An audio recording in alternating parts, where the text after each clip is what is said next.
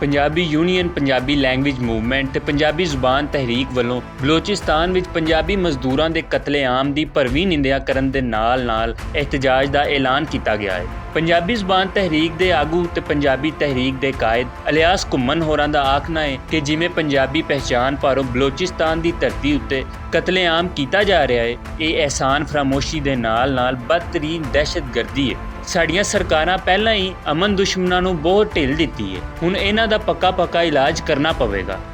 ਇੱਕ ਜਿਹੜਾ ਅਥਰੂ ਵਗ ਜਾਂਦਾ ਹੈ ਨਾ, ਉਹਦੀ ਬਜਾਏ ਜਿਹੜਾ ਰੁਕੇ ਅਥਰੂ ਹੈ ਨਾ, ਉਹ ਸਭ ਤੋਂ ਕੀਮਤੀ ਹੁੰਦਾ ਹੈ। ਜਿੰਨੇ ਰੋ ਲਿਆ ਨਾ, ਉਹਦਾ ਮਤਲਬ ਹੈ ਉਹਦੇ ਬਾਹਰ ਉਹਦਾ ਕਥਾਰਸਿਸ ਹੋ ਗਿਆ, ਉਹਨੇ ਅਥਰੂ ਠੰਡੇ ਕਰ ਦਿੱਤੇ ਆਪਣੇ, ਉਹਦੇ ਜਜ਼ਬੇ ਵੀ ਠੰਡੇ ਹੋ ਗਏ। ਤੇ ਜੇ ਤੁਸੀਂ ਰੋਕੇ ਨੇ ਨਾ ਆਪਣੇ ਹੰਝੂ, ਭਾਵੇਂ ਉਹ ਪੰਜਾਬੀ ਜ਼ਬਾਨ ਲਈ ਨੇ ਤੁਹਾਡੇ, ਭਾਵੇਂ ਪੰਜਾਬ ਨਾਲ ਜੋ ਅੱਜ ਹੋਈ ਏ ਜਾਂ ਹਰ ਰੋਜ਼ ਜਿਹੜੀ ਪਈ ਹੁੰਦੀ ਏ ਪੰਜਾਬੀਆਂ ਨਾਲ ਜਿਹੜੀ ਪਈ ਹੁੰਦੀ ਏ, ਉਹ ਤੁਹਾਨੂੰ ਕੁਛ ਕਰਨ ਵੱਲ ਲੈ ਕੇ ਜਾ ਰਹੀ ਏ।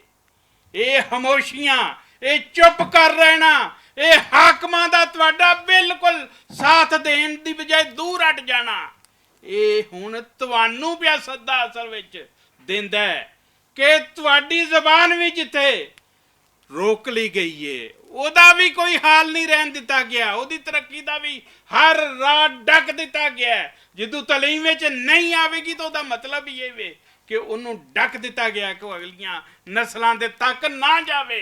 ਇਹ ਰਾਹ ਹੁਣ ਤੁਸੀਂ ਕੱਢਣੇ ਨੇ। ਜਦ ਵੀ ਬਲੋਚਿਸਤਾਨ ਅੰਦਰ ਪੰਜਾਬੀ ਦਾ ਕਤਲੇਆਮ ਹੋਇਆ ਤੇ ਪੰਜਾਬ ਹਾਊਸ ਪੰਜਾਬੀ ਯੂਨੀਅਨ ਔਰ ਇਲਿਆਸ ਘੁੰਮਣ ਜੀ ਨੇ ਆਵਾਜ਼ ਚੁੱਕੀ। ਥੋੜ੍ਹਾ ਜਿਹਾ ਇਸ ਮਾਮਲੇ ਦੇ ਉੱਤੇ ਜਜ਼ਬਾਤੀ ਹੋਣ ਦੀ ਇੱਕ ਵਜ੍ਹਾ ਇਹ ਵੀ ਹੈ ਕਿ ਸਾਨੂੰ ਘੁੰਮਣ ਸਾਹਿਬ ਨੇ ਇਹ ਹੀ ਸਿਖਾਇਆ ਕਿ ਆਪਣੇ ਭਰਾਵਾਂ ਦੇ ਕਤਲੇਆਮ ਉੱਤੇ ਚੁੱਪ ਨਹੀਂ ਰਹਿਣਾ, ਆਵਾਜ਼ ਚੁੱਕਣੀ ਹੈ। ਦਿਲ ਦੁਖਦਾ ਹੈ।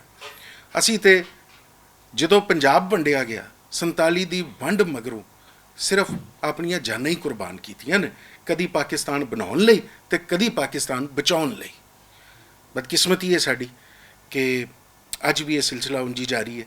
ਪੰਜਾਬ ਦਾ ਖੂਨ ਮੁਸਲਸਲ ਉਸੇ ਤਰ੍ਹਾਂ ਪਾਣੀ ਵਾਂਗੂ, ਸਾਨੂੰ ਪਾਣੀ ਉਸ ਤਰ੍ਹਾਂ ਨਹੀਂ ਦਿੱਤਾ ਜਾਂਦਾ, ਸਾਡੇ ਤੇ ਪਾਣੀ ਦੇ ਉੱਤੇ ਵੀ ਪਾਬੰਦੀ ਲਾਈ ਜਾਂਦੀ ਹੈ, ਪਰ ਸਾਡਾ ਖੂਨ ਪਾਣੀ ਵਾਂਗੂ ਰੋੜਿਆ ਜਾਂਦਾ ਹੈ। ਕੱਲ ਪਰਸੋਂ ਫਿਰ ਉੱਥੇ ਬਲੋਚਿਸਤਾਨ 'ਚ ਲੋਕਾਂ ਦਾ ਮਰਡਰ ਹੋਇਆ ਹੈ। ਪੰਜਾਬੀ ਦੇ ਸ਼ਨਾਖਤੀ ਕਾਰਡ ਵੇਖ ਕੇ ਉੱਥੇ ਲੋਕ ਕਤਲ ਕਰਦੇ ਨੇ। ਪੰਜਾਬ ਨੂੰ ਪਹਿਚਾਨੋ, ਪੰਜਾਬ ਹੈ ਤੇ ਪਾਕਿਸਤਾਨ ਹੈ। ਅਗਰ ਤੁਸੀਂ ਪੰਜਾਬੀਆਂ ਦਾ ਇਸ ਤਰ੍ਹਾਂ ਹੀ ਕਤਲੇਆਮ ਕਰਨਾ ਹੈ ਜਿਸ ਤਰ੍ਹਾਂ ਆਏ ਦਿਨ ਅਸੀਂ ਦੇਖਨੇ ਹਾਂ, ਇੱਕ ਦੋ ਨਹੀਂ 15 16 23 26 28 ਲੋਕਾਂ ਨੂੰ ਮੁਖਤਲਿਫ ਸੂਬਿਆਂ 'ਚ ਕਤਲ ਕਰ ਦਿੱਤਾ ਜਾਂਦਾ ਹੈ, ਇਹ ਪੰਜਾਬ ਦੁਸ਼ਮਣੀ ਮੈਂ ਸਮਝਦਾ। ਔਰ ਮੈਂ ਸਮਝਦਾ ਅੱਜ ਦਾ ਹੁਕਮਰਾਨ ਇਹਨਾਂ ਕਤਲਾਂ ਦੇ ਬਰਾਬਰ ਦਾ ਸ਼ਰੀਕ ਹੈ। ਜ਼ੁਲਮ ਦੀ ਹੱਦ ਇਹ ਆ ਦੇ ਹਰ 15 ਦਿਨ ਬਾਅਦ ਬਲੋਚਿਸਤਾਨ ਵਿੱਚ ਦੀ 5 ਸਿਰਫ ਵੇਦਵਾਦੇ, ਉਹਨਾਂ ਦਾ ਜ਼ੁਲਮ ਸਿਰਫ ਇੰਨਾ ਹੈ। ਮੈਨੂੰ ਦੇ 500% ਇਹ ਵੀ ਇਤਬਾਰ ਹੈ, ਉਹ ਜਿਹੜੇ ਬੰਦੇ ਮਰਨ ਵਾਲੇ ਨੇ ਉਹ ਆਪ ਵੀ ਪੰਜਾਬੀ ਨਹੀਂ ਬੋਲਦੇ ਹੋਣੇ, ਲੇਕਿਨ ਉਹਨਾਂ ਦਾ ਦਾੜ ਦੀ ਦਾੜ ਵੇਚਦੇ, ਇਹ ਜੱਟ ਹੈ, ਅੜਾਈ ਹੈ, ਫਲਾਣਾ ਹੈ, ਪੰਜਾਬ ਦਾ ਹੈ, ਲਾਹੌਰ ਦਾ ਹੈ, ਮੀਆਂ ਜੰਨੂ ਦਾ ਹੈ, ਢਾਈਵਾਲ ਦਾ ਹੈ, ਦਾਨੇਵਾਲ ਦਾ ਹੈ। ਉਹਨੂੰ ਜ਼ੁਲਮ ਜਿਹੜਾ ਹੁੰਦਾ ਇਹ ਆ ਤੇ ਉਹ ਪੰਜਾਬ, ਜਿਹੜੇ ਪੰਜਾਬ ਨੂੰ ਬਰਬਾਦ ਕਰਨਾ ਚਾਹੁੰਦੇ ਨੇ, ਇਹ ਸਾਨੂੰ ਕਮਜ਼ੋਰ ਬਣਾਉਣਾ ਚਾਹੁੰਦੇ ਨੇ, ਸਾਨੂੰ ਲਹਿਜਿਆਂ ਵਿੱਚ ਵੰਡਣਾ ਚਾਹੁੰਦੇ ਨੇ।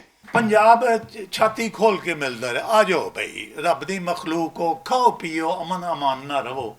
ਤੇ ਉਹਨਾਂ ਨਾਲ ਜੋ ਵੀ ਹੁਣ ਕੀਤਾ ਜਾ ਰਿਹਾ ਹੈ, ਮੇਰੀ ਜ਼ਾਤੀ ਰਾਏ ਇਹ ਹੈ ਕਿ ਬਲੋਚੀ ਇਹੋ ਜਿਹੇ ਨਹੀਂ ਹੈਗੇ, ਸਿੰਧੀ ਵੀ ਇਹੋ ਜਿਹੇ ਨਹੀਂ ਹੈਗੇ, ਸਰਹੱਦ ਵਾਲੇ ਵੀ ਇਹੋ ਜਿਹੇ ਨਹੀਂ ਹੈਗੇ।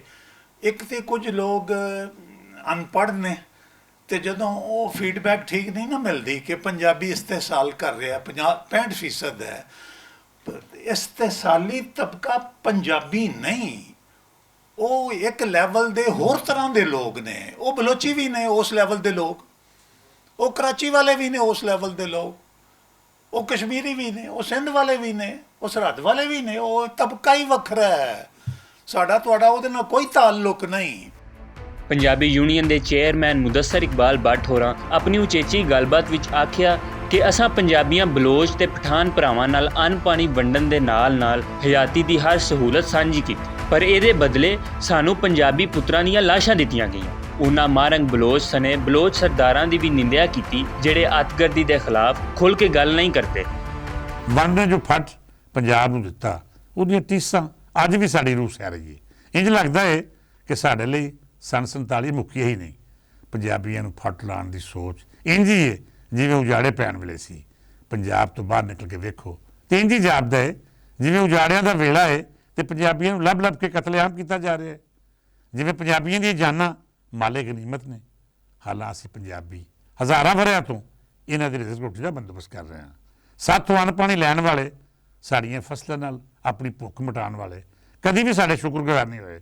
ਇਹਨਾਂ ਹਮੇਸ਼ਾ ਸ਼ੁਕਰਾਨੇ ਦੀ ਥਾਵੇਂ ਜ਼ਹਿਰਾਂ ਹੀ ਉਗਲੀਆਂ ਨੇ। ਜਦ ਵੀ ਗੱਲ ਕੀਤੀ ਪੰਜਾਬ ਨਾਲ ਨਫ਼ਰਤ ਦੀ ਗੱਲ ਕੀਤੀ।